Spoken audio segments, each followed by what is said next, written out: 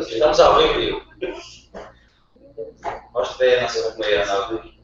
Aliás, nosso companheiro investigador. É uma foto. Boa noite. A foca brasileira. Boas noites. Hoje está um pouquinho de eco, não sei porquê. Cadê a André? Fotografa pra gente. Ele não veio. Não, já avisou. Não. Só assim, então. Parece. Nossa. Companheiro, fique aí à vontade. Você está. Vamos lá. Quer ficar aqui parece? Olá. Por favor, companheira.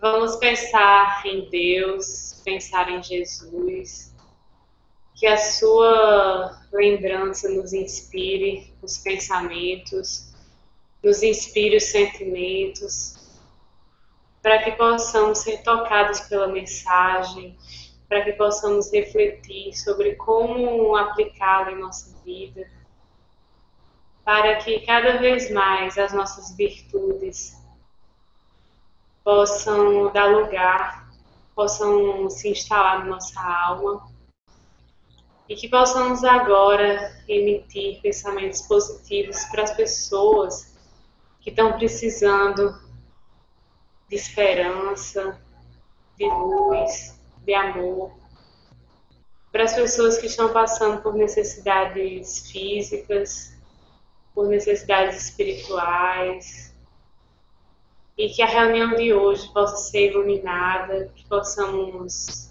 estar sintonizados com as energias do bem, da sabedoria, do amor e da luz.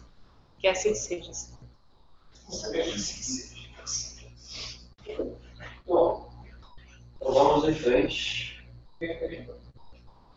Na sequência aí pegar.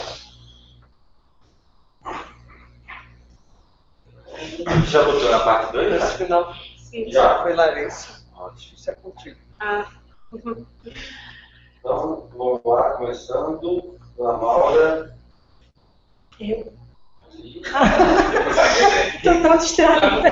Vamos ver se tem Eu tenho que ficar com as coisas boas também, gente. Quem está Vamos lá. fala isso. Lê só no casaludo. Só essa do lado esquerdo. Só do lado esquerdo. Isso. Esquerdo? Lado esquerdo. Mateus 9, 10, 13. Refeição com publicanos e pecadores. E sucedeu que, estando ele reclinado à mesa em casa, eis que muitos publicanos e pecadores que tinham vindo reclinaram-se à mesa junto com Jesus e seus discípulos.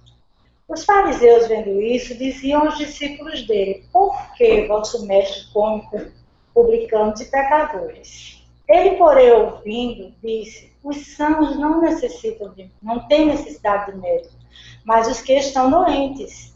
E de aprender o que significa misericórdia quero e não oferenda, pois não vim chamar justos, mas pecadores.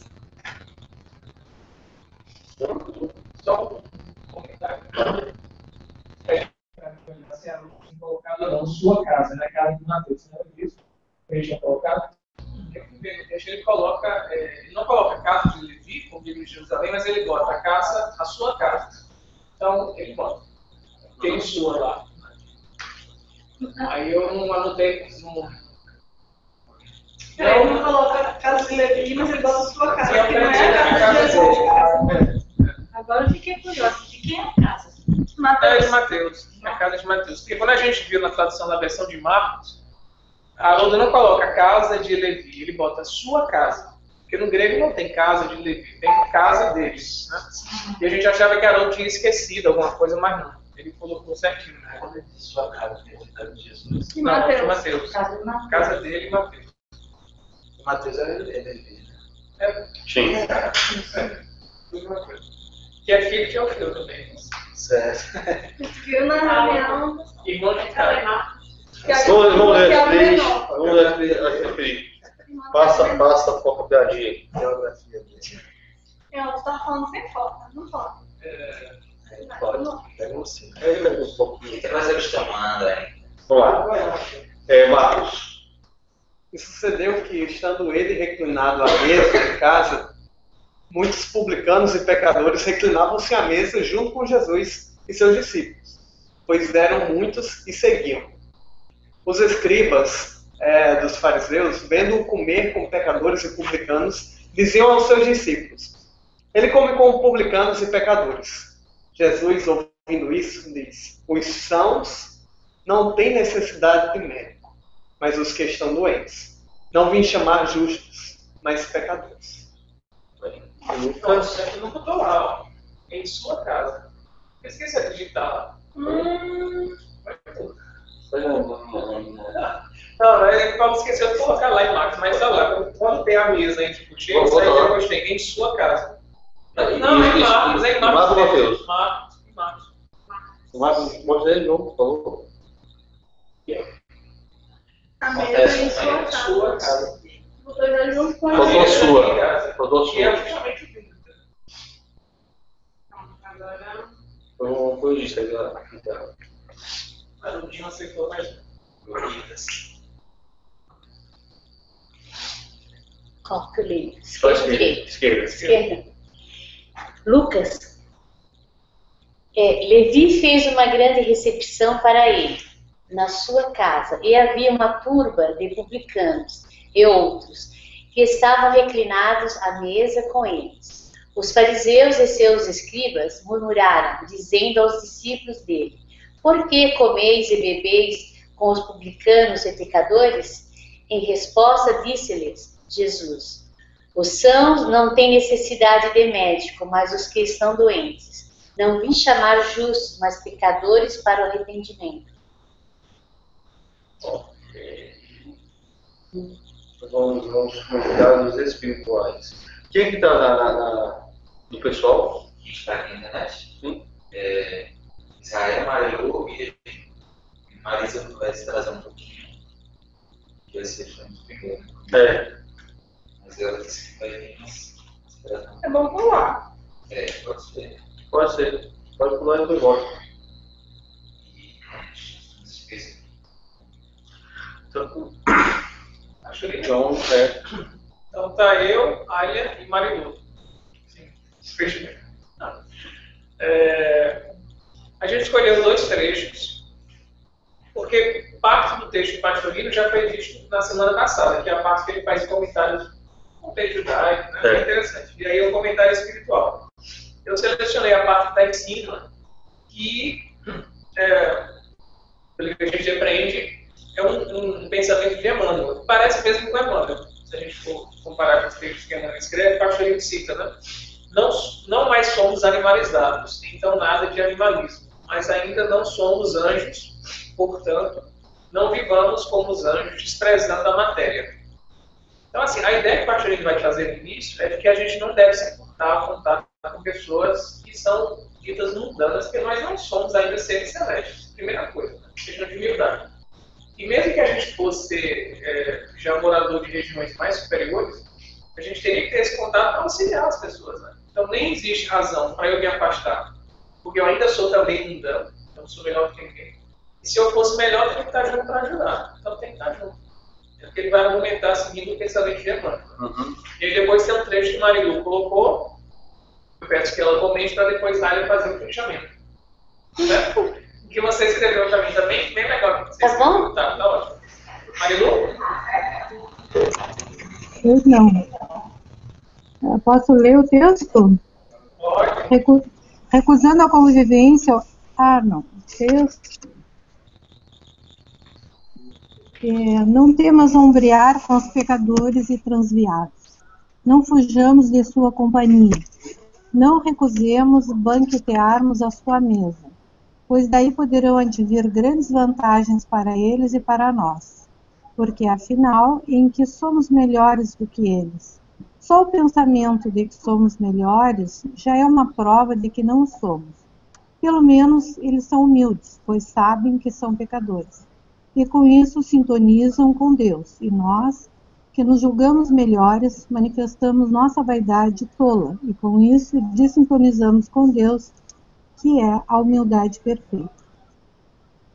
Recusando a convivência ou a valorização daqueles que fogem dos padrões convencionais ou das minorias sociais, estaremos sinalizando o preconceito, o orgulho por nos julgarmos superiores, melhores do que eles, e só esse sentimento demonstra que não somos. Pastorino finaliza o texto com a recomendação de que nos voltemos para nós, verificando as virtudes que ainda temos que desenvolver, um sinal de humildade, de reconhecimento da nossa pequenez, favorecendo a sintonia com o bem maior. Esse é o comentário. Tudo bem.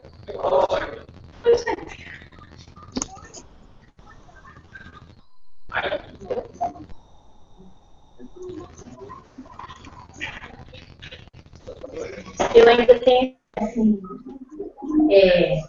prestar mais atenção, não, enquadrar eu estudava assim, a gente fazia em cima do texto alguma coisa trazendo para os dias de hoje, né? Então eu disse o seguinte, que é preciso que nós temos que vigiar e orar diariamente para evitar, né, o nosso julgamento, nosso orgulho, egoísmo e muitos outros defeitos que ainda nós temos. Mesmo tendo conhecimento, né, do bem e do mal, constantemente praticamos, através de nossos pensamentos e de nossas atitudes. Bem, legal.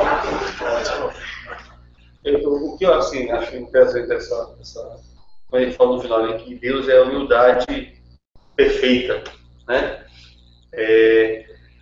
A gente sabe das duas asas que a gente precisa ter para alçar, a sabedoria, né, e o amor, as virtudes. Mas quem tem a asa das virtudes demorada está sempre à frente daquele que tem só a do conhecimento. Então, eu acho que o pastor chama muito bem essa atenção para que aqueles que fazem o diagnóstico de si mesmos, sabendo que eles têm seus erros, né, demonstram com isso alguma humildade. Sendo Deus a humildade perfeita, é isso que vai ligar mais a Deus. Aqueles outros que sabem muita coisa, a palavra, o que quer que seja, mas que se acham suficientes, né, ou autossuficientes, demonstram não ter nenhuma virtude, nenhuma humildade. E aí se afasta completamente. Então, eu acho que para a gente é importante isso, porque, quer queira, quer não, nós, no movimento espírita, pelo menos lá no finzinho, a gente tem aquela vaidade de achar que a gente está a mais que o outro lá, outra crença, enfim, né? E isso aí a gente precisa rever essas questões, né? Bom, vamos para frente. Qual é a próxima?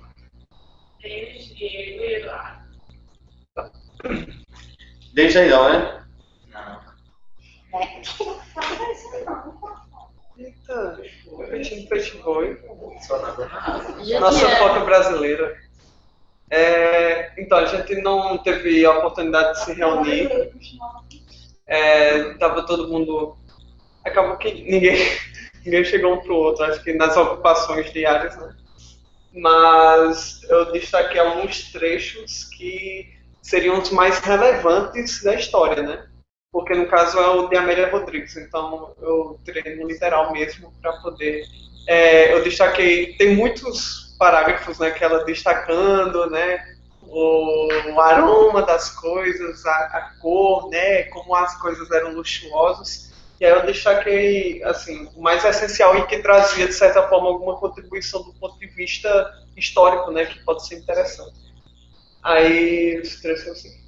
Convidou o Rabi a um banquete no seu lar, onde cuidadosamente preparou a mesa, repletando-a com bons vinhos de Siquém, de Chipre, o precioso falerno em tons rubi, peixes assados e fritos, maçãs de Méron, romãs de Corazim, azeite e mel preciosos de Évron, A toalha de linho branco mal comportava a abundância de taças, pratos, baixamos, né? Parece coisa assim de Senhor dos Anéis, né? Uma coisa de cada canto, assim, nomes complicados, né?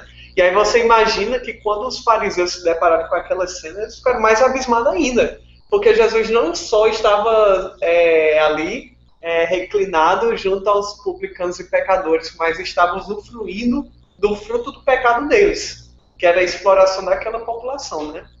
Diante de toda aquela luxuosidade de Mateus. Claro que o Levi, claro que o Cristo ele ia entender, né, a condição de Mateus, que ele de fato queria trazer alegria, né? E é o que ele traz, né? É o que ele fala, né? Os seus amigos estão ali, todos aguardam o acontecimento com ansiedade e desconfiança, né? Os amigos de Mateus, que também eram publicanos, né? Segundo a média.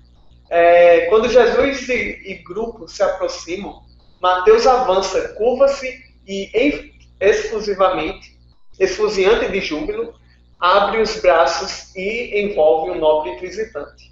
E aí Jesus fala, né? Mateus, és realmente muito feliz, porque hoje a felicidade se adentra pelo teu lar. É interessante que Jesus não faz qualquer objeção a toda aquela luxuosidade, as pessoas que Mateus havia convidado, né?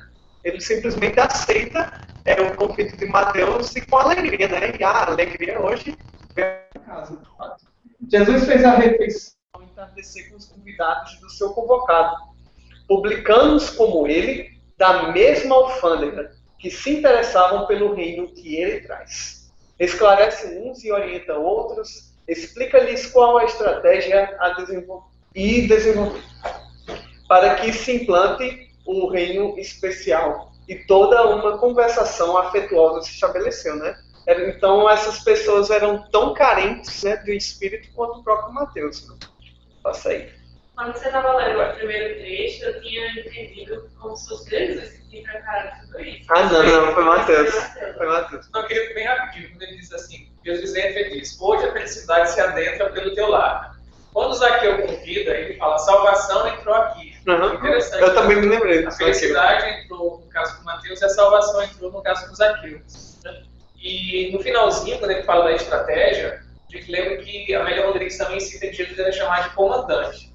Ele tinha essa visão de estratégia, tem que fazer isso, tem que fazer aquilo, né? Era uma coisa planificada. Não era assim, ame as pessoas. Simplesmente ele dava diretrizes, ele tinha um planejamento para agir. Legal, interessante isso. E aí continua, né? Ao terminar o banquete, Jesus se preparava para sair entre sorrisos e gratidões, quando alguns não convidados da vizinhança, dentre os quais diversos fariseus que se acotovelavam, picados pela inveja e pelo ciúme, amargos e censores, interrogaram cínicos a Mateus, tentando humilhá-lo. Por que razão vosso mestre se senta à mesa e come com os publicanos e os pecadores?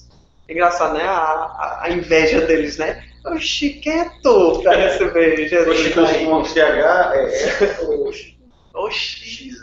Gente, sinceramente, eu fico imaginando. Dá foca aí. Fico imaginando a pessoa lá na sua casa, né? Recebendo um convidado, aí fica uma galera de fora e ainda metendo o dedo, dizendo, oxi, quem é você para fazer não sei o quê?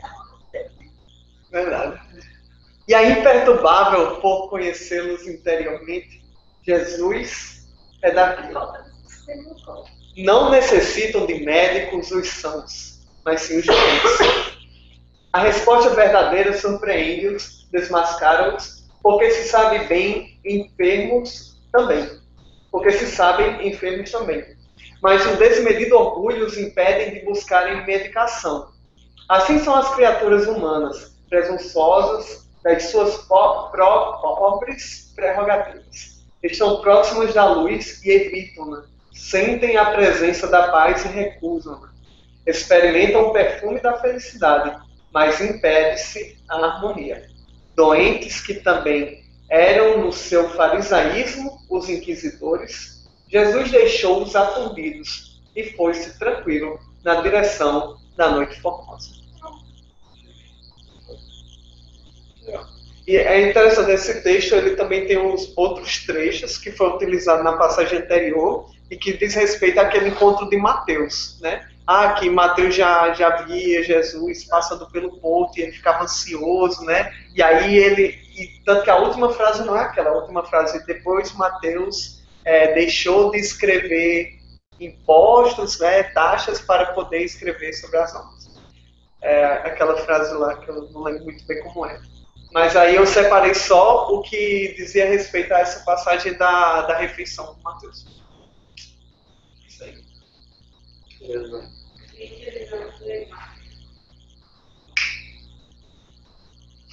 Então, gente, o quê? Marisa, nada? Quer pular? Tu quer voltar pro teu, Não, nossa. Esquece. Aquela Rodrigo, Alessandra aqui. Foi. Pois é. Drica e Elis avisaram que não iam poder, né?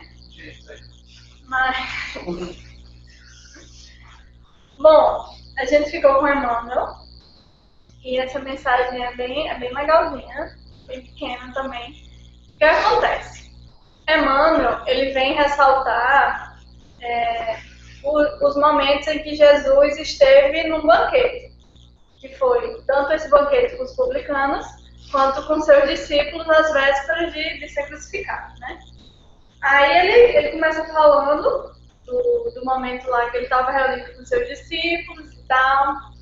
Foi um banquete, assim, ele estava com pessoas que realmente pensavam como ele, estavam naquela vibração, naquela harmonia, e ao mesmo tempo naquele momento lá de despedida, né, e também passando as lições para aquele pessoal. Aí ele fala, ele fala meio que assim, mas para Jesus ter chegado nesse momento do banquete, ele teve também, de forma até cronológica, um outro banquete anterior, que foi esse banquete dos publicanos, ok? Então, comer é uma coisa muito natural naquela época. As pessoas se reuniam para se alimentarem. Enfim. Posso comentar um outro banquete? Tem um outro banquete também que eu lembrei.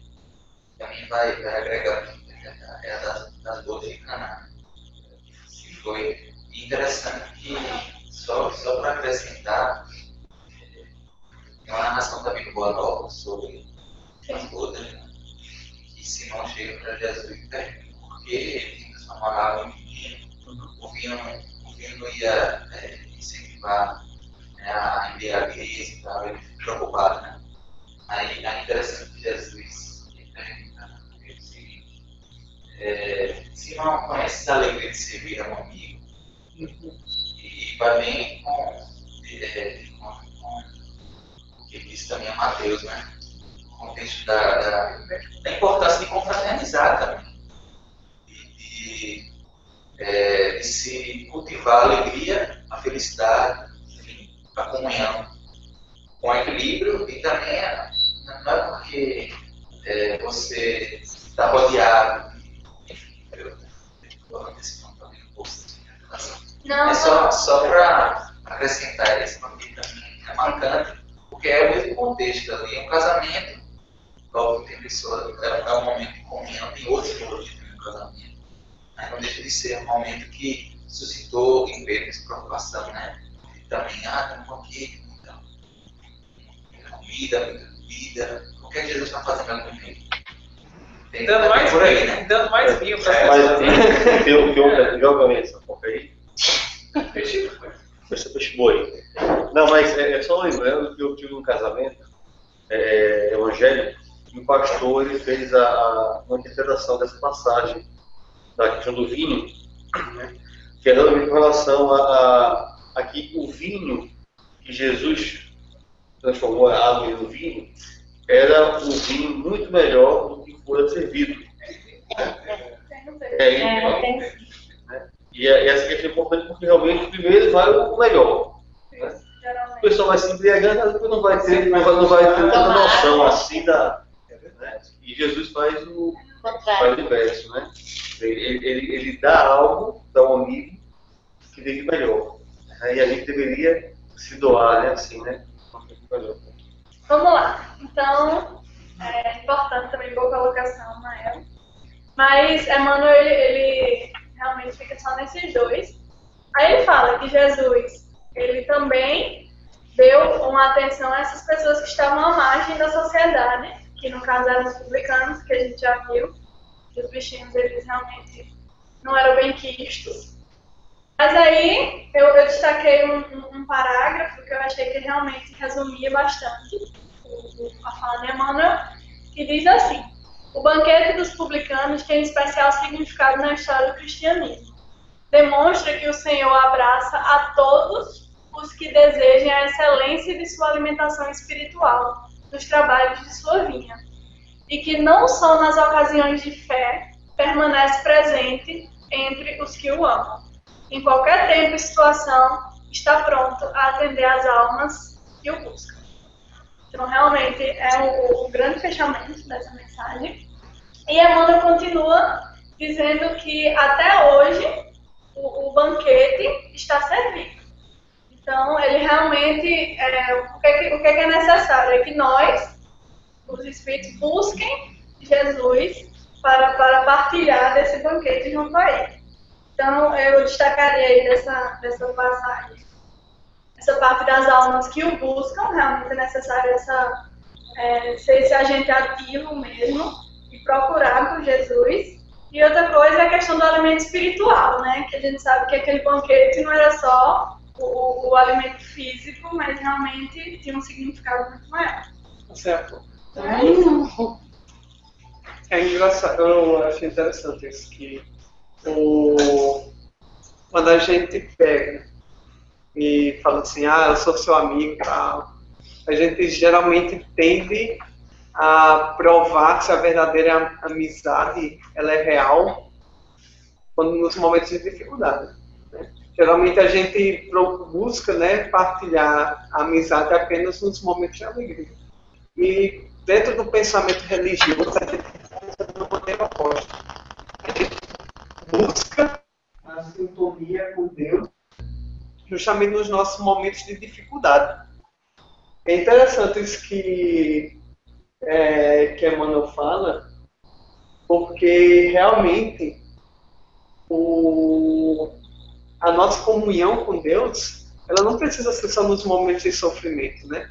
A questão da religiosidade, ela não precisa ser só tristeza, como nos fizeram acreditar, né, durante milênios, né, na Idade Média, como a gente tem essa relação de temor a Deus. Mas é perceber que o momento de comunhão com Deus é também um momento nos momentos de felicidade. É interessante. Consegue. Não vai largar.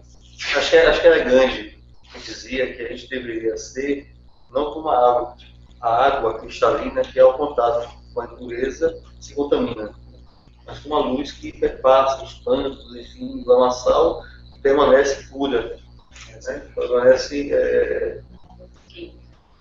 E essa questão que vem até de Pastorino, quando fala da gente não evitar contato, né? Que a gente precisa se manter tal como nós somos, deveríamos manter, assim como a gente deveria ter uma postura, tanto aqui, né, entre nós, a gente deveria ser assim, né, nos outros lugares, né, em casa, em outros ambientes. E é interessante que essa questão de Emmanuel, por isso que houve banquete com os fariseus. Eles não abriram. A gente talvez vai encontrar aí, em alguns casos, aqueles que reconheceram em Jesus, eu não sei se teve alguma passagem, um momento mais íntimo, porque na verdade só depende da pessoa. Você falou do fariseu, que alguma vez sim, exato. Talvez eu acho que é um fariseu. Pois é, mas assim, só depende de nós, no sentido de receber esse abraço. Ele está, na verdade, de braços estendidos, a gente precisa se aproximar, né? E aí os fariseus, como tinham a sua autossuficiência, e ter esses outros, né, eles não conseguiam ir ao encontro. Então é só isso. Pode passar. Agora, perdão.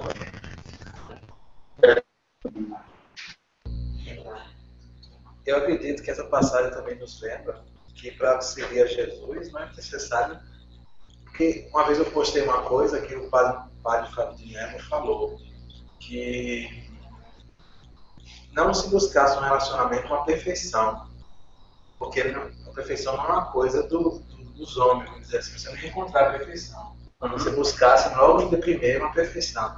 Aí uma pessoa respondeu, mas Deus falou, Jesus falou, a pessoa que eu acho que é protestante, que temos que ser perfeitos. Eu falei, sim, mas perfectíveis, somos perfectíveis. Porque quando a gente coloca que tem que ser perfeito totalmente, eu acho que gera um pouco de sofrimento, porque não somos perfeitos. Então vamos enfrentar a imperfeição a todo segundo, quase. Quando a gente se aceita como é, já é o primeiro princípio. Quando Emmanuel, quando diz isso, que o Senhor abraça a todos que desejam a excelência de sua alimentação espiritual, quer dizer que isso depende de nós também buscar Jesus de alguma forma. Olha, Antônio, o que você falou, isso é muito importante, porque a pessoa que se acha realmente assim perfeita, né, o que deve ser, é uma fachada, na verdade. E sofre demais mesmo, porque ela não consegue se perdoar, ela se acha muitas das vezes indigna, né, porque ela não consegue ter aquela perfeição que ela acha que deveria ter, mas não vai ter. E ela está um conflito muito grande. Não consegue se perdoar, né? Tem muita gente que, por exemplo, comete alguns erros lá fora, senão não vou mais trabalhar na seara, não vou mais frequentar, né? Lembra daquele caso do WhatsApp? Né? Então, enfim, são coisas que a gente fica perdendo tempo, fica corroendo por dentro uma coisa, enquanto que quando vem a dona daquela conversa, diz, olha, precisa admitir, precisa dar o nome, né? Eu sou egoísta, eu tenho vaidade, chegou a vaidade, o que eu faço com ela? Isso não é feio, né? Não, eu tenho que trabalhar com estilo, né? E essa é uma realidade. E agora tá bom. Agora a Marisa chegou. Volta. Aí eu vou pedir para a gente retornar um pouquinho. Vocês estão vendo ela aqui? Maria! Brincadeira esse pessoal. Olha, o texto de Kardec é de Kardec. O texto de Kardec é bom porque ele faz uma abordagem muito diferente de todos os outros. Interessante. Vai falar sobre a mediunidade. Mas eu queria passar primeiro a palavra para a Marisa, comentar, e depois eu... É muito claro o texto, então se precisar eu vou acrescentando alguma coisa. Mas Marisa, fica à vontade. Boa noite. Como o Ismael disse, o texto realmente é bem claro, né? Ele fala, eu acho interessante essa parte aí do início, que ele diz que os necessitados de consolações são aqueles que, esses simples, né, os pecadores com quem Jesus estava, até porque eles pedem a vista, ou seja, pedem a luz. Agora, aqueles orgulhosos, com tudo, não têm interesse, acham que não precisam de nada, né? E o que me recordou esse primeiro trecho me lembrou, quando às vezes a gente vai conversar com pessoas de outras religiões. E eu percebo uma certa intolerância, não só, às vezes, do espírita com os outros, as pessoas de outras religiões, como o inverso. Às vezes as pessoas também não têm muita tolerância conosco. E isso vem aí dessa situação aí, da gente achar, muitas vezes a gente acha que porque, eu tenho conhecimento espírita, por exemplo, em relação às outras pessoas, como se a gente não tivesse mais nada, não precisasse de mais nada. E aí eu acho que fica uma lição para a gente nesse aspecto, para poder aprender. E aí que a gente tem que ter um pouco mais de tolerância e entender que essa luz que a gente busca, a gente encontra nos demais conhecimentos também, né, em relação às outras pessoas, às outras religiões também. E essa parte da mediunidade aí vou deixar para os meninos. E eu tinha acrescentado esse final, porque a gente vê muitas pessoas achando que um bom médium é aquele que comunica, que tem várias faculdades mediúnicas, que comunica com...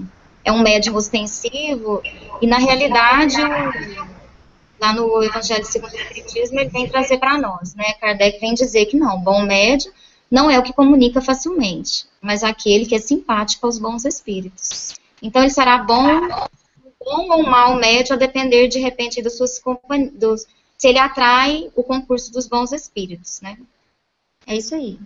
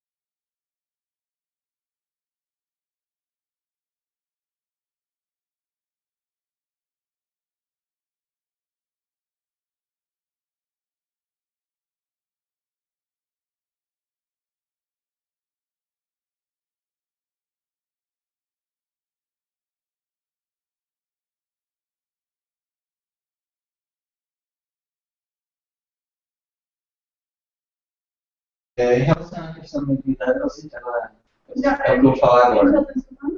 Vamos perguntar aqui. Pessoal, estamos ouvindo agora? Cadê a foto? Não vai mais Ok. Só que eu estou com ouvindo. Então, do paralelo que é o que eu insisti no texto, como eu falei.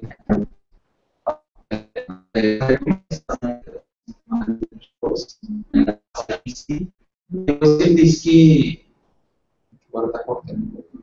Oi, som? Oi? A internet, talvez. Mediunidade não é privilégio. Exatamente. O que acontece? Às vezes existe um questionamento, porque Kardec diz assim, essa passagem, como outras várias, a gente pode encontrar um paralelo dentro do contexto espírita. Né? Vamos trazer o espírito para trazer uma lição. Às vezes as pessoas perguntam por que a mediunidade, às vezes, aparecem pessoas assim, não perdidas, entre aspas, não dignas, né? E aí ele vai desenvolver essa questão, né? E ele vai colocar o seguinte, que em primeiro plano é uma faculdade orgânica, né? É algo que inerente ao ser humano, existe, inclusive, estudos para provar a relação entre a glândula pineal e a mediunidade, quer dizer, é uma coisa física também, tem um fator físico.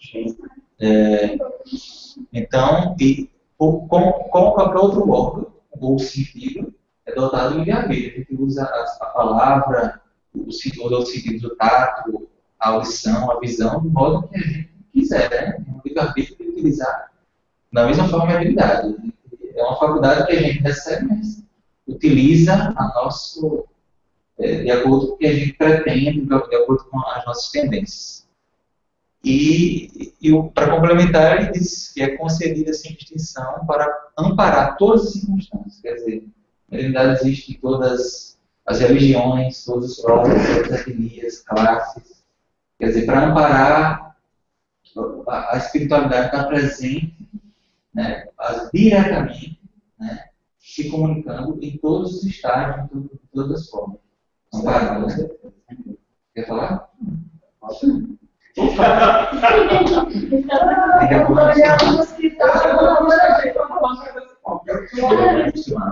Quando ele diz assim, que não conhece, cadê sob debaixo do alqueire, né?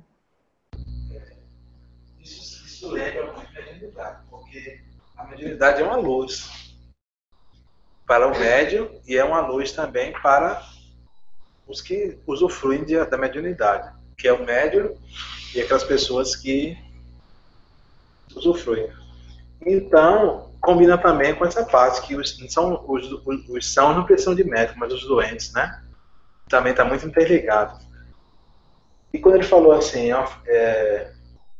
necessidade de consolações, porque pedem se lhes dê a vista, e não nos orgulhosos que julgam possuir toda a luz e nada precisar. Pode estar querendo dizer que essa faculdade tem um envolvimento também com a missão. Por isso que alguns têm mediunidade ostensiva, nesse sentido, né, da ostensividade. Porque todos nós somos médios. Quando você vai imaginar que tem pessoas, até meu caso, que tem a mediunidade de ver desde criança, por exemplo, e que vai, com estudo, vai... Isso é um exemplo meu, né? E de outras pessoas que eu até conheço também, mais próximas, que também são assim. Que podem, inclusive, viver uma vida tranquila com isso. Porque aceita aquilo que tem, que é um animismo também, né? No entanto, não se coloca como o doutor daquilo, mas com humildade percebe que aquilo tem uma fração de situações muito maior do que a nossa inteligência pode compreender nesse estado que estamos. Ou seja, é algo que bate muito bom quando nós atraímos os bons espíritos, porque entra aquela questão, né? Quando você recebe muitos espíritos, Kardec fala disso no Livro dos Médiuns de uma forma muito grande. É fácil atrair os espíritos, eles vêm para qualquer momento, né? Agora, a qualidade deles vem através, eu acho que, do estudo do Evangelho de Jesus e das obras de Kardec. E justamente no Livro dos Médiuns, Kardec vai falar da questão da conduta moral dos médiuns. E ele fala, né, que muitas pessoas chegavam para ele e perguntavam por que os médiuns não são instrumentos perfeitos, né? Porque se fossem instrumentos perfeitos, a gente não teria o problema do animismo, né? A gente não teria o problema das comunicações, teríamos comunicações perfeitas, né? E aí, Kardec, não, a mediunidade é justamente dentro desse sentido, não é um bem só para as pessoas que estão ali ouvindo, não é só um bem para o espírito, é um bem também para o médium, né? Então, por isso que ele faz essa analogia, e é muito bem colocado, né? Que da mesma maneira que Jesus estaria para os doentes, a mediunidade também está à disposição dos doentes. Só para complementar, a gente adorou isso aqui. Só para complementar, Pai gosta muito de falar, e tem um poeta que fala da mediunidade, né? Que diz que mediunidade é força, que quando você eclode, não pergunta se ele crê, se ele quer ou se ele pode. Então, realmente, a mediunidade, quando chega, e não escolhe, você é bonzinho, vai você. É uma missão, realmente, é uma prova, enfim. Então, tá aí pra todo mundo. A relação seria... João, o tio tá aflito. João tá aflito. A relação seria, no caso, de a mediunidade vir para os doentes também. Não escolhe a missão do doente. Tem algumas... Eu estou tentando criar... Tem algumas relações que eu depreendi, né? Tem essa questão de que a mediunidade é para todos, assim como Jesus é para todos. Né? Só que você vai realmente perceber a mediunidade ou seu benefício se você tiver humildade. Assim como também nós temos mais Jesus se você tiver humildade. Né? Então a humildade ela vai dar sempre, e isso é que vai determinar realmente esse que o Antônio falou, essa qualidade de comunicação ou de aproximação. Né? Agora, o Diego falou uma coisa assim, que também pode discutir, que é essa questão do problema do animismo. Né? O animismo, assim, até onde eu encaro, ele nunca foi problema. Ele não é um problema. Né? É uma coisa natural, né? Mas que é preciso só você identificar. Né? Na verdade, o médico que tem receio de ser algo, se é anímico ou se é um terceiro, né, que está se comunicando. Mas... Uma forma. Eu estou entendendo. Uma forma de fazer um paralelo com o animismo é a questão da falando sem fio aqui mesmo. Eu falo uma coisa para o Antônio vai falar para o João. Ele já pode interpretar de uma forma diferente. Então, realmente é algo bastante natural, porque nós não somos máquinas. Nós não somos máquinas. Nós recebemos essa informação, ao mesmo tempo que a gente recebe, a gente já interpreta ela. Até por isso que é tão difícil, por exemplo, traduzir um evangelho. Porque sempre uma parcela do tradutor vai junto. Agora.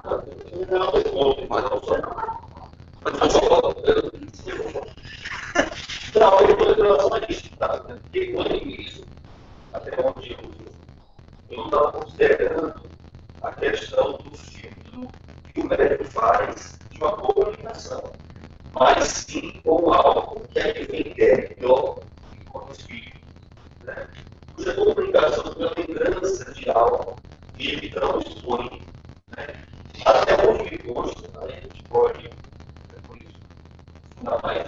Mas no animismo não existe a mediunidade de que ele está sendo intermediário do leitor e não judiciário, entendeu? Essa é a teoria que eu vou falar. Há 2 anos atrás, eu tive assim, como um retiro pessoal meu, dentro de casa, e pensando sobre mediunidade. E aí eu sentia muito Divaldo Franco, pensava muito em João, algumas coisas. E aí, em relação a... E algumas pessoas falam da questão da autoria, né? Que até Kardec fala, não dele, mas de algumas pessoas que escrevem psicografias, né? De outras religiões principalmente, que vão questionar essa autoria. Que inclusive tem livros que falam sobre isso. E me veio o seguinte, também é Divaldo, mas é ele, então ele tem uma responsabilidade. Ou seja, faz parte dele aquilo também. Não é só... quando você vê, se você vai ver o perfil dele, ele adquiriu muito do que ele aprendeu. E Kardec e os espíritos, através do método, falam isso, que a pessoa vai sendo moldada, então faz parte, como você falou, né? O animismo, nesse caso, vai fazer parte da própria comunicação. O que é necessário, eu acredito, que é um senso crítico e às vezes em grupo isso acontece nas edições, de repente o que vai ser colocado. Isso tem que ter muita... Aí é a reforma íntima, né? Que é muito importante. Então, depois a gente vai... não até agora, no caso, mas depois a gente vai discutir um pouco mais do animismo. Porque eu estou ainda assim, discordando. Eu também precisando estudar, né, mais. Porque essa reforma, por exemplo, só que o Chico, se você pega o Pinga Fogo, tem uma pergunta que a pessoa diz assim: Chico, um dos perguntadores lá, Chico, você fala que só estudou até a oitava série, não sei o quê, mas as suas colocações, a forma como você fala, como você demonstra um conhecimento e tal, aí Chico exatamente que ele aprendeu muito com Emmanuel. Emmanuel ensinou muita coisa, da questão da portuguesa, do escrever, de como você armar uma frase, né, tal. Ele aprendeu muito. Mas veja só, na prática mediúnica, aí esses espíritos, esses Chico, o Divaldo e tal, eles têm uma capacidade tal de deixar uma liberdade para o espírito atuar, né, onde ele vai ter o filtro bem menor. Mas eu quero ainda dizer o seguinte, que eu não compreendo o filtro como sendo o animismo, entendeu? Essa questão. Tem essas duas concepções. Deixa eu só falar uma coisa que me veio de repente. Eu acho que o animismo, nesse caso, ele é importante, inclusive, para o próprio dom, ou para a própria faculdade mediúnica. Mas que não faz parte. Porque se não fosse Chico, não poderia ser outro. De repente, eu acredito nisso. Se não fosse Chico Xavier, se não fosse Divaldo Franco, não será outro.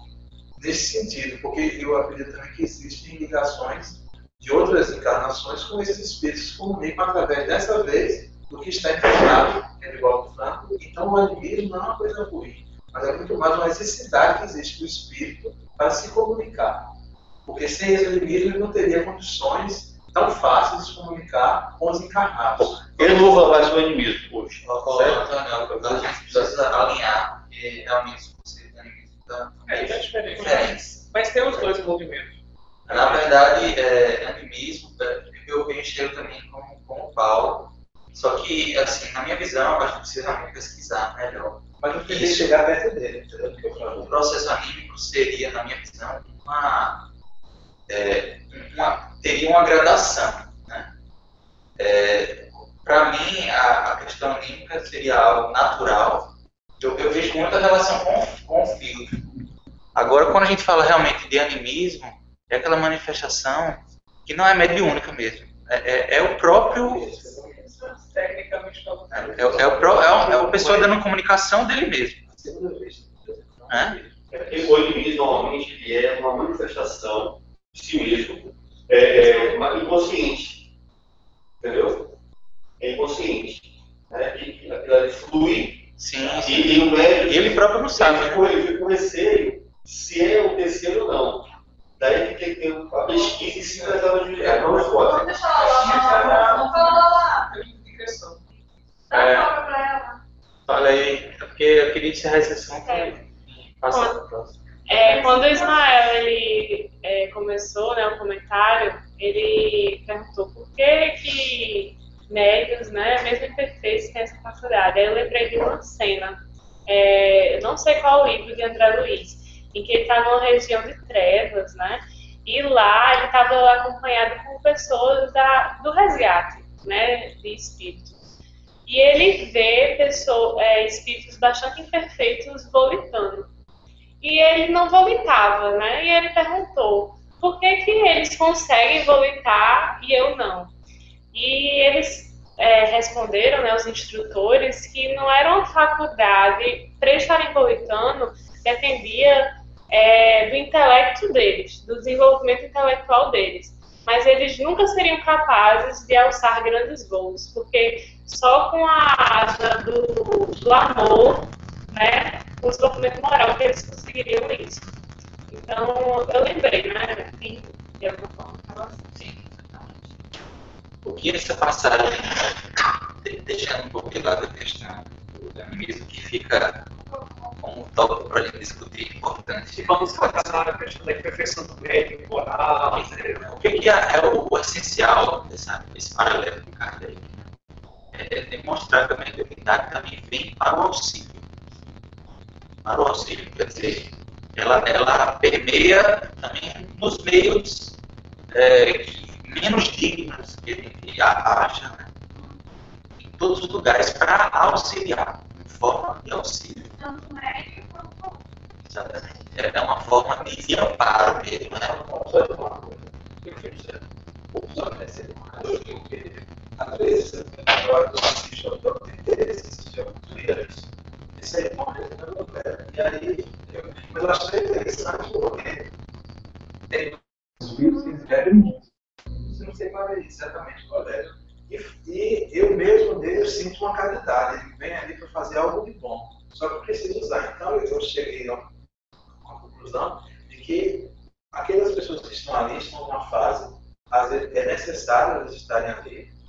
E é necessário esse auxílio daquele espírito dessa forma. Até mesmo bebendo e fumando e usando de danças e tudo mais. Porque faz parte de um contexto maior. Que aí vai se descobrir que é uma corrente doutrinária diferente, mas que também completa o que eu sinto. Esse também é uma caridade, uma presença de vontade de fazer algo de bom também. Com certeza. Vamos para o próximo tema. Marisa, você quer falar? Mais alguém falar alguma coisa sobre isso? A gente vê como é importante esse assunto.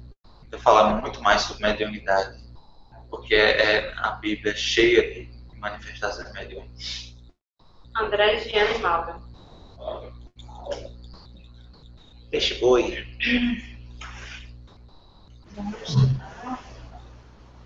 Deixa eu ver aqui. Deixa eu ver. Senhora, eu não coloquei os 3 parágrafos que até João me passou, porque já tinha um deles, já estava filmando, né? E aí você complementa. Não estão aí os 3. Meu Deus, como é que eu vou falar sem ver os parágrafos que eu escolhi? Agorinha. Você ter falado agorinha, eu vou mostrar. Não, deixa. Foram fora o jornal. É convivência, né?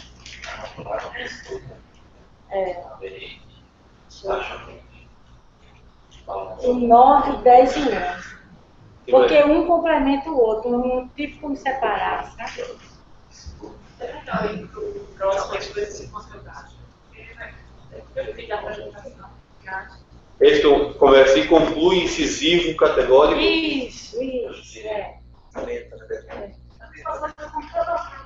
Porque eu não posso, ele pode tirar o incisivo e ficar aí.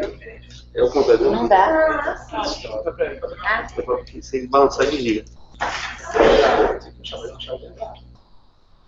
Se balançar, ele liga. Ai, meu Deus. Obrigado. Não, mas dá mesmo. E conclui, incisivo, categórico. Não vim chamar os justos, mas sim os pecadores ao arrependimento.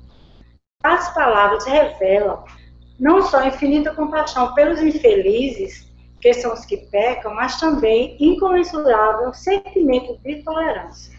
Achei fantástico aqui. A advertência do Cristo, emudecendo naquele dia os loquazes fariseus, ecoa ainda hoje em nossa consciência, estabelecendo linhas diferentes para a nossa caminhada. Então, lá vai nos comentários. Espero que vocês tenham paciência. Bom, aí fica assim, né? Com esta frase, Jesus deixa bem claro o motivo de sua vinda, ou seja, sua missão.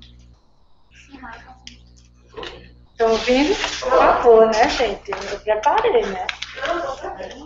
Ou seja, sua missão. Aí eu peguei uns textos, porque eu gosto muito de Bíblia. Aí então eu peguei uns textos da Bíblia também para complementar, né? Aí tem aqui onde diz, porque o Filho do Homem veio buscar e salvar o que se havia perdido. Lucas 19:10. Lá em Mateus, mas Jesus respondeu, não fui enviado senão as ovelhas perdidas da casa de Israel. Mateus 15:24. Isso ele se refere a Zaqueu publicano. Aí lá vai.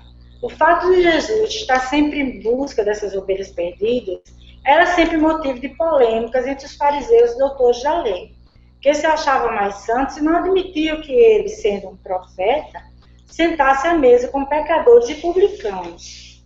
Só que enquanto eles enxergavam o exterior, Jesus via o interior dos homens, ou seja, enxergava possibilidades. E o Evangelho está cheio de relatos, né? Maria Madalena, que se tornou uma seguidora fiel, tão fiel que esteve ali até o último momento, né? Ele, João, Maria, mãe. O próprio Mateus tornou-se discípulo e evangelista. Zaqueu também era publicano e também passou por esta grande transformação. Então, no terceiro parágrafo, uma bela reflexão. Eu vou ler de novo. A advertência do Cristo. A advertência do Cristo, emudecendo naquele deslocar os fariseus, ecoa até hoje nossa consciência, fazendo linhas diferentes para a caminhada. Então, e quais seriam estas linhas diferentes para a nossa caminhada? A compaixão, a tolerância que ele, o mestre, devotava sempre aos mais necessitados. Essa é a minha parte. Legal. Não pode relações com outras aspectos. Oi? Eu gosto de escrever. Giana, você quer? Fica à vontade. Vamos ver.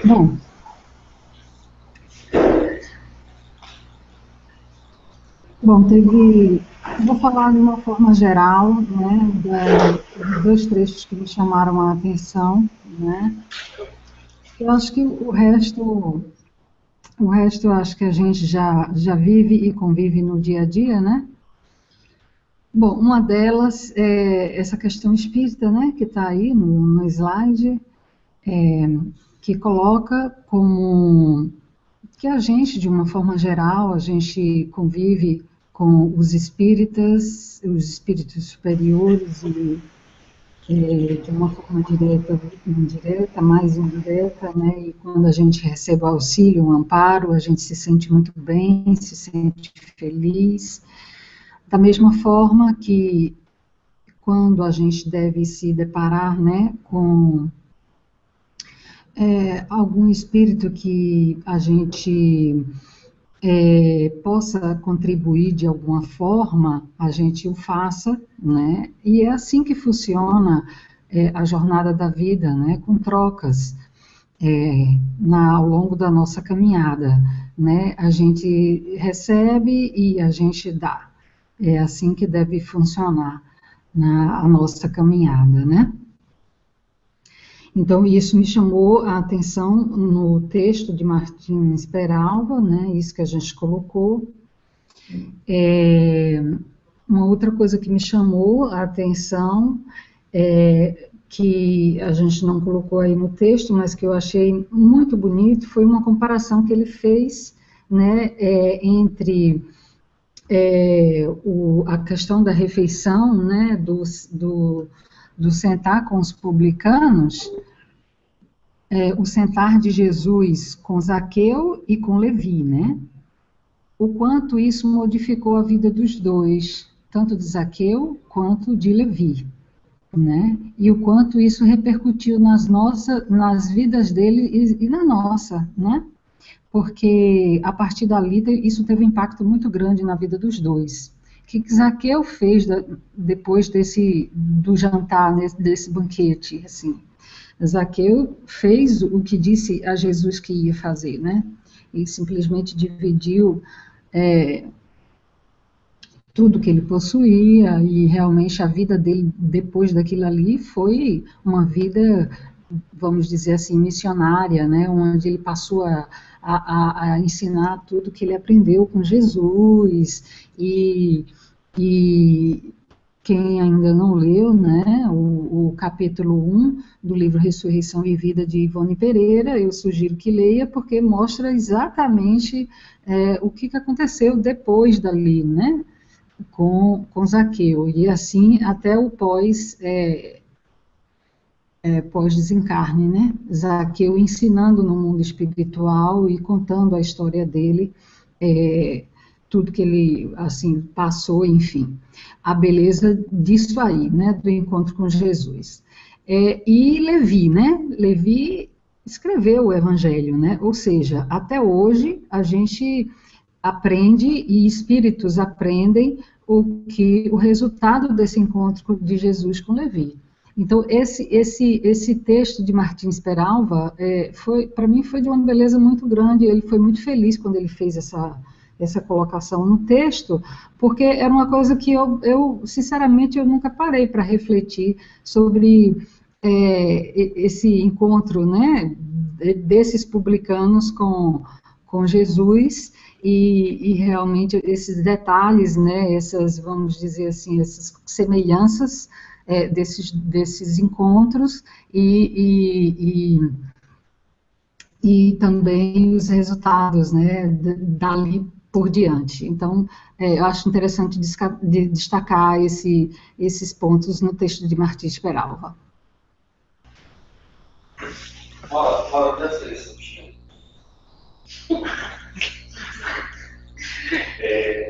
Eu me lembrei de duas situações. Não foi lá dos miseráveis, né?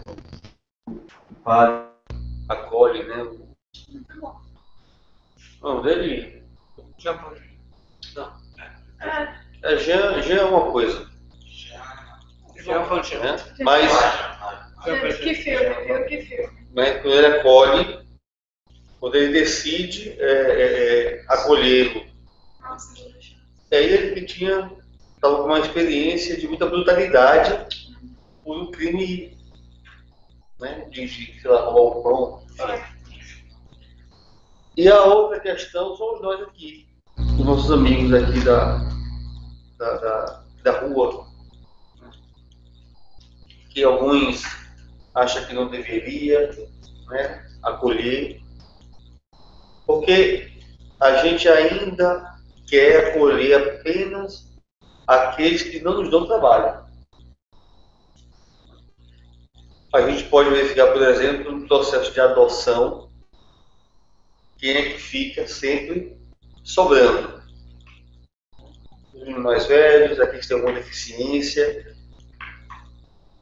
E é engraçado porque eu tive uma conhecida minha lá em Recife, espírita, que ela adotou criança, e só depois, um ano depois, foi que ela apresentou toda a problemática dela de doenças, né? Ficou paralítica, enfim, uma série de coisas que, se ela tivesse, antes da adoção, dificilmente alguém iria acolhê-la, né? Depois foi que a coisa deram um jeito para poder ela ser apresentada público aquilo ali, né?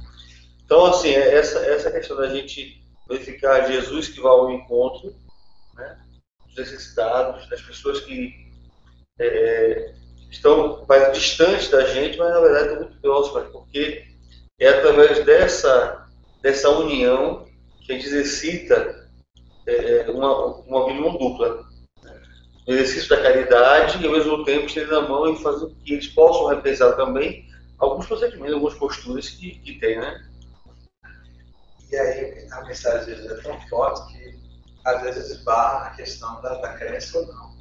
Porque mesmo aqueles que não acreditam que seja um profeta, ou um profeta que seja Deus mesmo, Filho de Deus, parte da verdade do Filho, a gente acredita que ele é o nosso mestre espiritual, mas o exemplo dele é um exemplo a ser seguido por qualquer um que queira mesmo um mundo melhor, que é o exemplo do amor, da caridade. Então, como Kardec traz para a gente isso da caridade, é o que atrai mais. Porque o que me atraiu mais no Espiritismo, eu acho que o que atrai mais as pessoas é uma mensagem transcendental, porque ela transcende, às vezes, até os anátemas entre as pessoas e as religiões.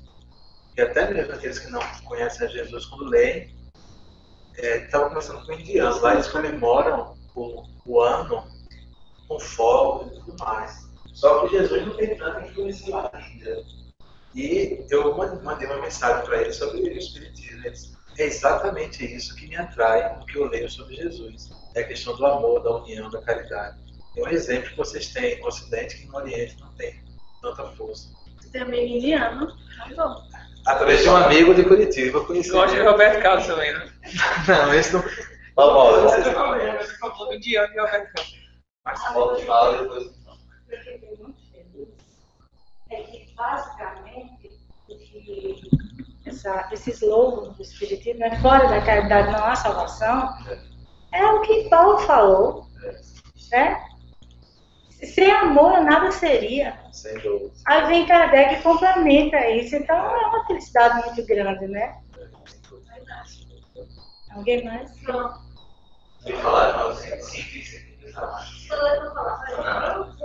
Vamos fazer assim, todo mundo acha que não quer falar. Você quer focar na sua? Larissa quer falar? Agora Gabi, Israel e Vizinho. Querida. Vizinha. Essa cara, você quer bater.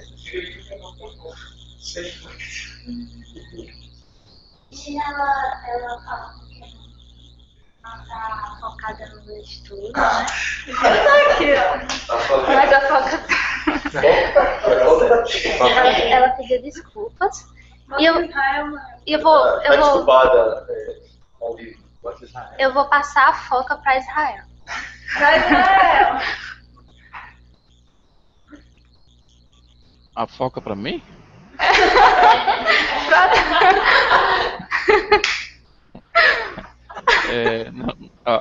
Eu acho que é melhor a Gabi aí começar, ela que fez o texto, daí eu complemento ali. Ou se quiser que eu fale primeiro. Você que sabe. Você que sabe. Começa você então. Eu começo? Você faz a leitura, depois eu comento. Tá bom, Israel. Devolve a foca. Vamos lá, né, Israel? O livro é Elucidações Evangélicas, de Antônio Luiz Saião. Nunca ouvi falar dele. Luiz Saião. Ele comenta especificamente duas partes da passagem, que são, primeiramente, essa parte. Jesus à mesa com muitos publicanos e pecadores e seus discípulos. Então, ele faz comentários espirituais, lições que ele consegue extrair dessa parte. Aí ele diz, primeiramente, que a gente não deve menosprezar menosprezar as pessoas no geral, principalmente aquelas que a gente acha que merecem. Primeira coisa, a primeira lição que ele extrai é essa. E depois essa parte, esse momento em que Jesus está com os publicanos, com os pecadores e os seus discípulos, é também uma lição de indulgência, porque quem melhor do que Jesus para saber assim, as imperfeições humanas, as imperfeições daqueles que estavam à mesa com ele. Então, quem melhor do que Jesus? Ele conhecia, mas ele estava lá à mesa, comendo, né, tal, com eles. Então, isso é uma lição de indulgência. E também é uma lição para que nós amparemos os fracos, amparemos os enfermos, acolhemos. Uma lição de acolhimento. E Saião, ele também comenta essa parte da passagem. Quero a misericórdia e não o sacrifício, porquanto não vim chamar os justos, mas os pecadores. Aí, essas são as lições que ele consegue extrair. Não há o sacrifício de nenhum espírito culpado, isto é, que nenhum será sacrificado pela sua condenação apenas eterna. Então, a grande mensagem aí é a misericórdia. Que nenhum espírito, por mais culpado que ele seja, será penalizado eternamente. Então, é isso. E para todas haverá misericórdia. Para todas as penas haverá misericórdia. Haverá o perdão, desde que haja arrependimento dos pecadores, daqueles que erram. E daí é que faz sentido essa passagem. Porque então, tocando aquelas pessoas que erram, já que eles se arrependeram, então eles vão poder ser salvos, vão querer se melhorar. Isso é explicado melhor abaixo. Jesus, pois, queria a misericórdia, e como a queria, procurava sempre despertar no homem o remorso da falta e o desejo da sua reparação. Pronto, aí eu vou passar a foca agora para Israel. Complementa, por favor. Tá contigo, Israel. Eu acho que é isso mesmo que ela falou. Rael. Ela falando aqui, eu até fiz muitas anotações, mas acaba a gente reincidindo no mesmo assunto, né? Assim, mas o interessante do repetitivo é que a gente vai analisando uma postura diferenciada. E me fez lembrar também um pouco assim a parábola do mordomo infiel, né? Que no seu conteúdo ela nos diz que somos procuradores infiéis da misericórdia divina, tanto nas responsabilidades materiais como intelectuais, e que mesmo aqueles que achamos em nossa ignorância, de publicanos ainda, né, de querer ser o correto, o santo, né, achamos que essas pessoas não são merecedoras da graça divina, e que muitas das vezes são as que estão numa postura mais apta a recebê-las, pois chegaram no fundo do poço dos equívocos, dos enganos, e que agora se colocam em uma postura de arrependimento. E uma palavra-chave ali que eu achei interessante é misericórdia, né? Que ela destaca no texto ali. E eu estava vendo aqui num texto que eu estava lendo deixa eu dar só uma olhadinha aqui, Mateus, que ele fala assim: ai de vós, escribas e fariseus, hipócritas, que pagai os dízimos da hortelã, do endro e do cominho, mas omite as coisas mais importantes da lei, a justiça, a misericórdia e a fidelidade. Mateus, capítulo 23, versículo 23. É um pouquinho à frente do que nós estamos aí na nossa sequência de estudo, né? E essa postura de fariseu, né? Essa semana eu estava vendo um pouquinho no YouTube ali falando sobre os brasileiros que moram em outros países, né? Acho que, se eu não me engano, é Bandeirantes. E eles falam, vamos dizer assim, a reportagem é como o mundo aos olhos dos brasileiros, né? E eles falam ali de Jerusalém, e você vê assim que eles falam essa postura ainda dos fariseus, né? Que são os judeus ortodoxos, que ainda hoje, né, se encontram ali, que tem essa coisa mesmo de mal-humorados, de defensores ferrenhos, né, das leis judaicas. E que eu acho que isso aí, o ponto positivo, até eu acho que fez preservar tantos os textos, né, os textos bíblicos que a gente tem, dentro dessa pertinência, insistência deles se acharem talvez os mais justos. Isso uma explanação minha aqui agora, né, pensando sobre essa postura deles ferrenhos, de defender as leis judaicas, e de verem, vamos dizer assim, nos publicanos, como não merecedores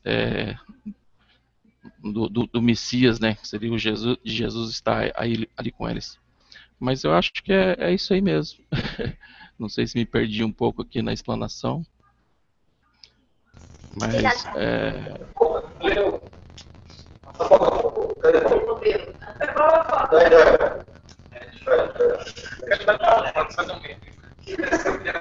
eu queria fazer um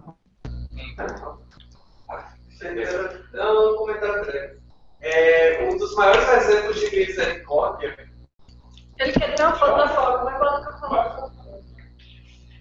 Um dos maiores exemplos de misericórdia está justamente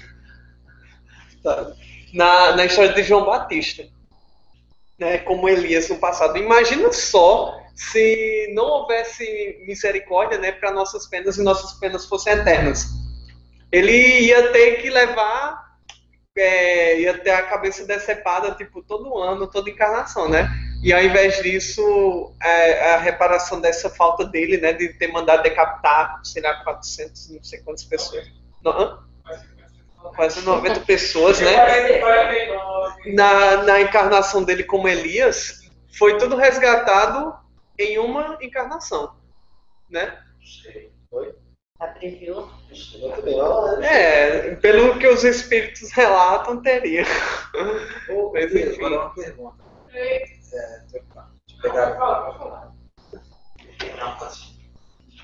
Pronto, eu estou agora com o WhatsApp, né? WhatsApp amarelo.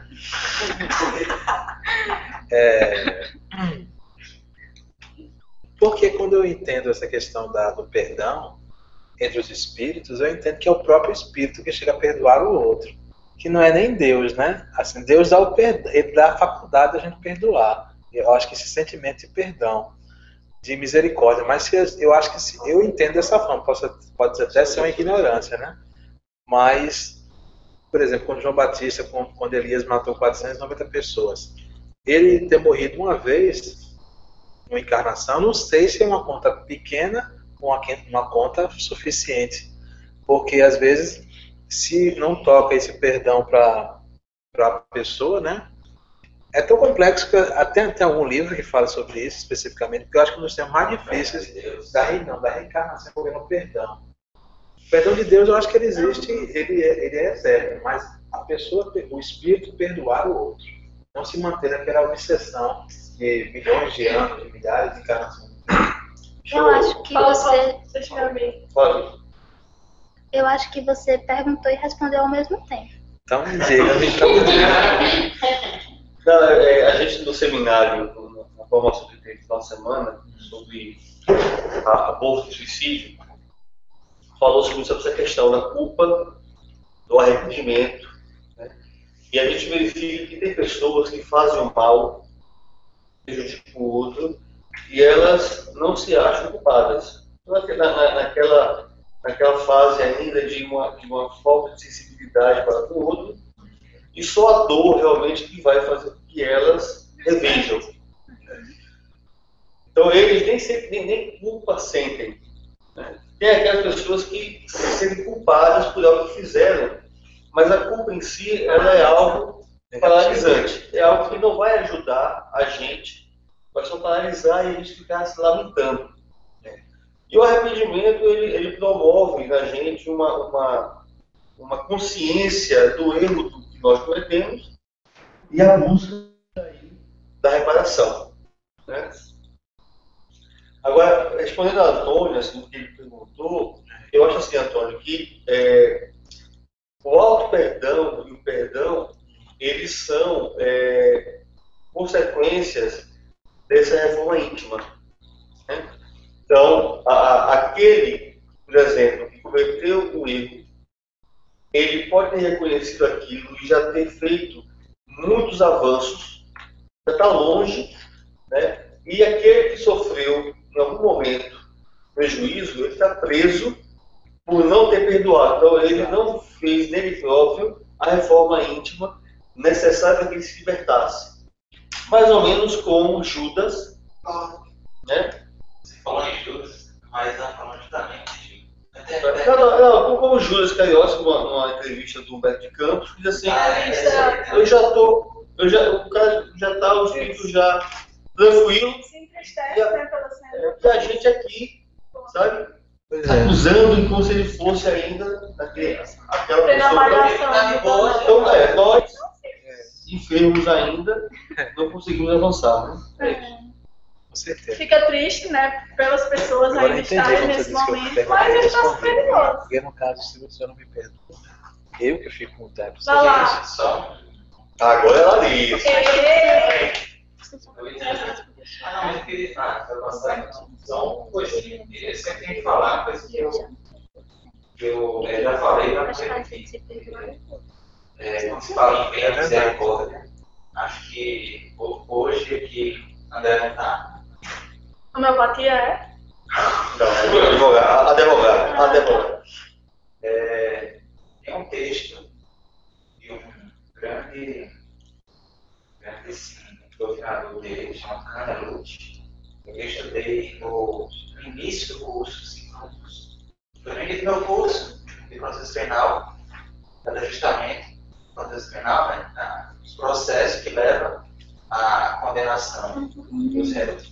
E ele me marcou muito porque nada que eu esperava desse texto. Ele começou a falar sobre o porquê das penas. É uma discussão dentro do direito que existe há muito tempo, vai continuar tendo. O porquê das penas. Porque, né, como ele também mas não vou trazer para vocês aqui uma discussão doutrinária jurídica. Mas o que mais me chamou a atenção nesse texto é que ele diz o seguinte, que se houvesse um arrependimento, que a gente tivesse 100% de certeza do arrependimento daquela pessoa, né? E se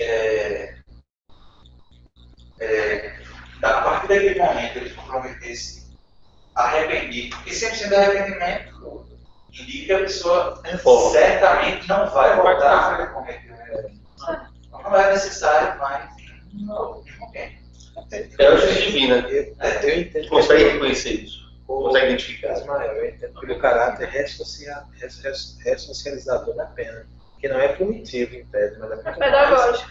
Pedagógico, ressocializador. Isso, mas assim, a nossa corrente, eu vou ficar assim, a nossa corrente não é essa.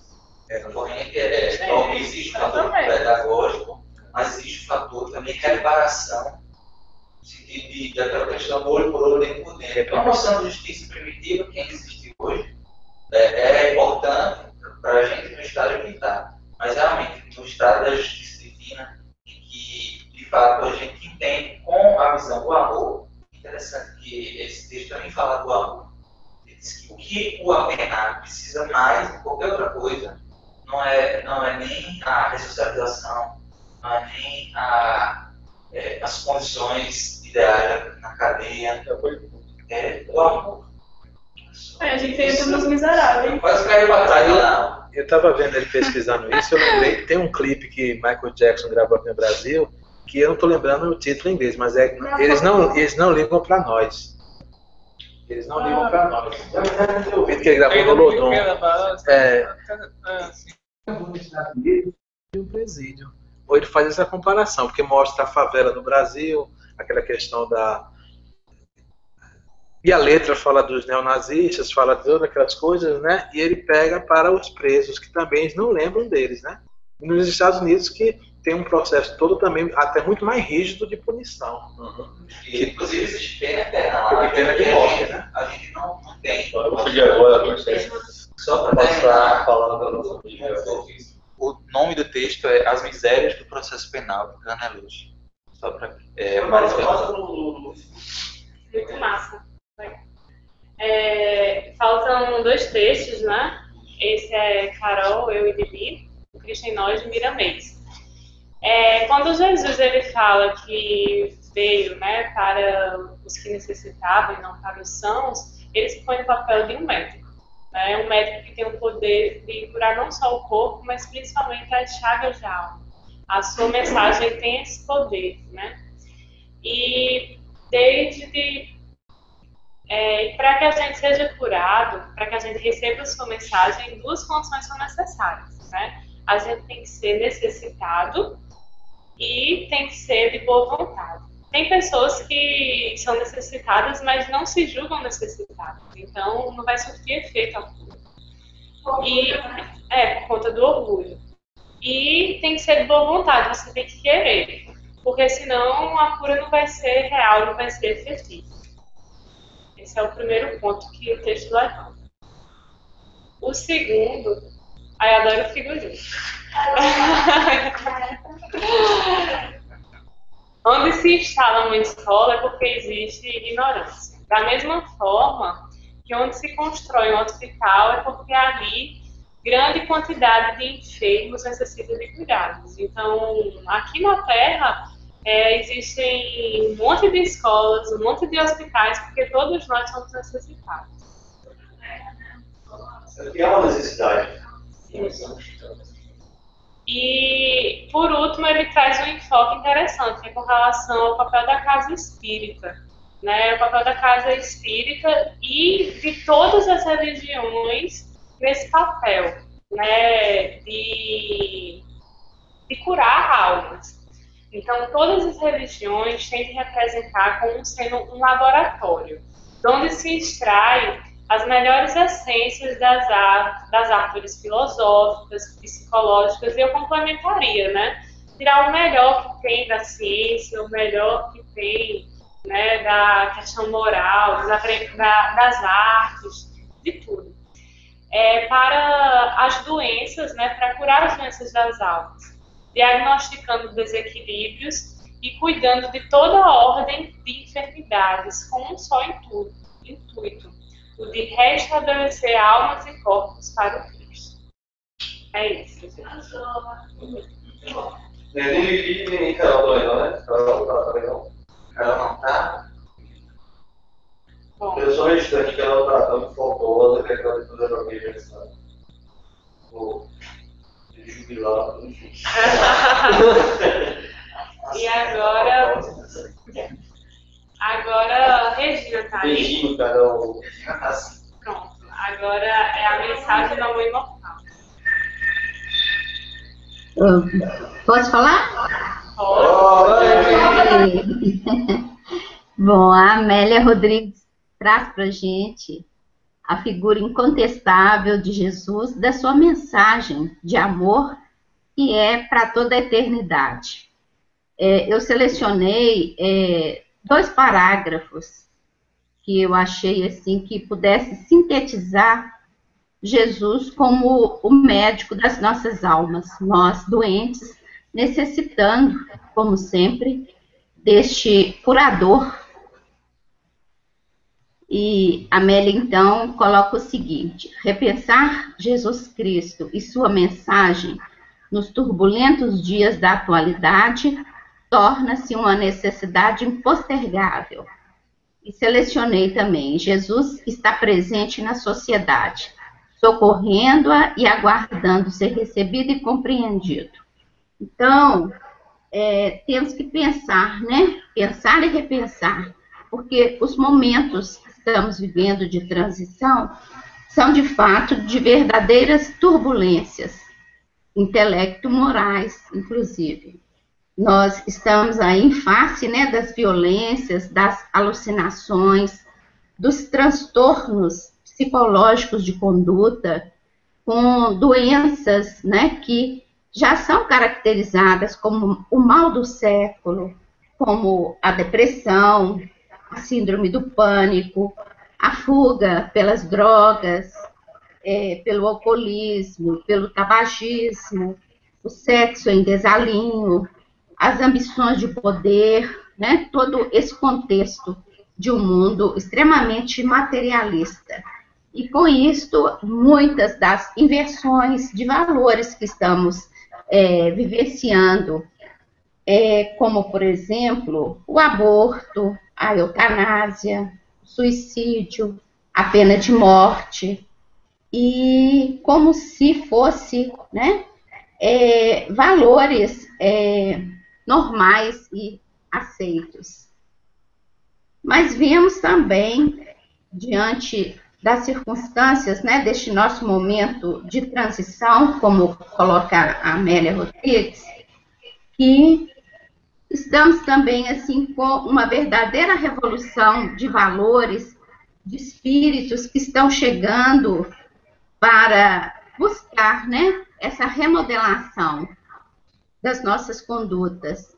Então, a gente vê, sim, as organizações de proteção à criança, ao adolescente, ao idoso, à mulher, à fauna, à flora, à natureza, e dando lugar, então, assim, a trabalhos missionários mesmo, no sentido de resgates desses valores.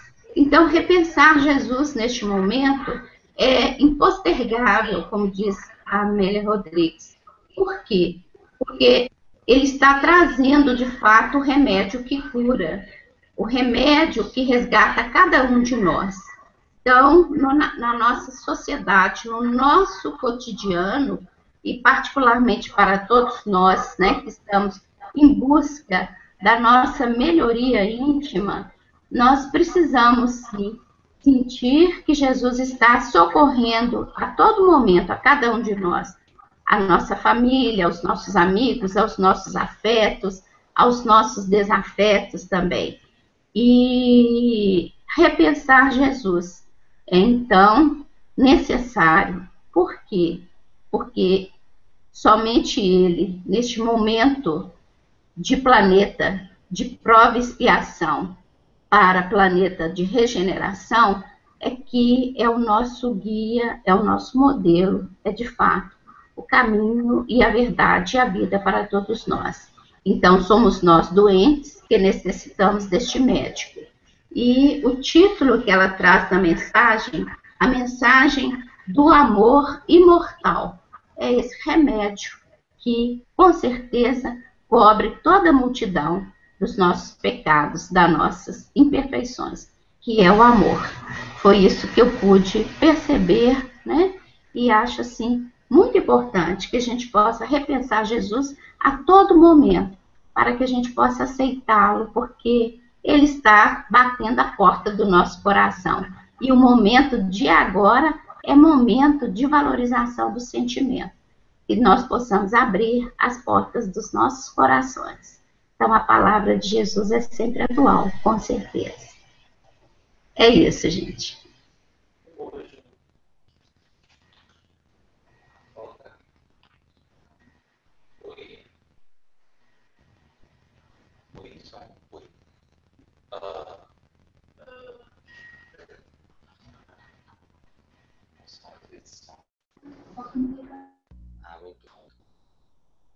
Voltamos?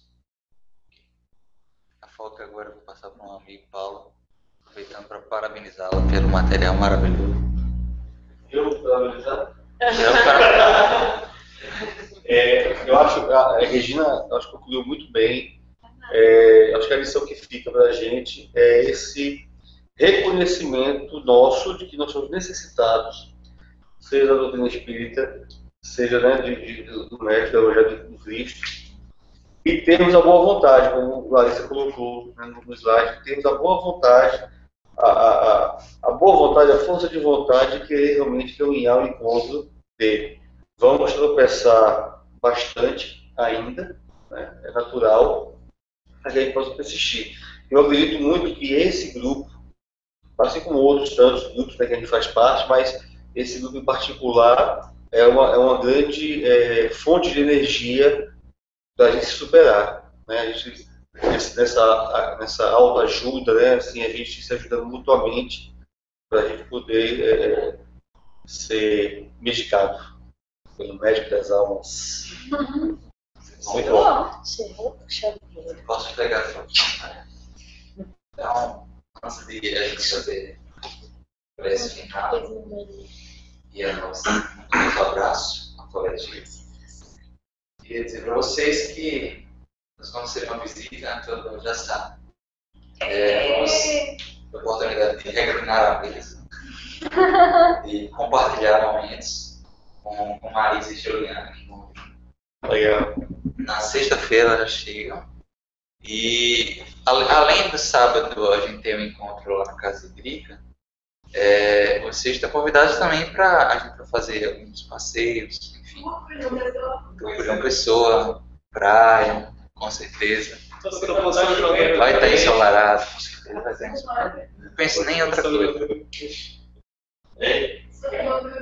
Se eu fosse Marisa, Juliana, já chegava e já partia para São João do Rio do Peixe. Porque não tem lugar melhor, né, nesse oceano do que São João do Rio do Peixe. Vamos fazer a nossa prece? Quem quer receber a foca da prece? A foca da prece é a foca mais importante da noite.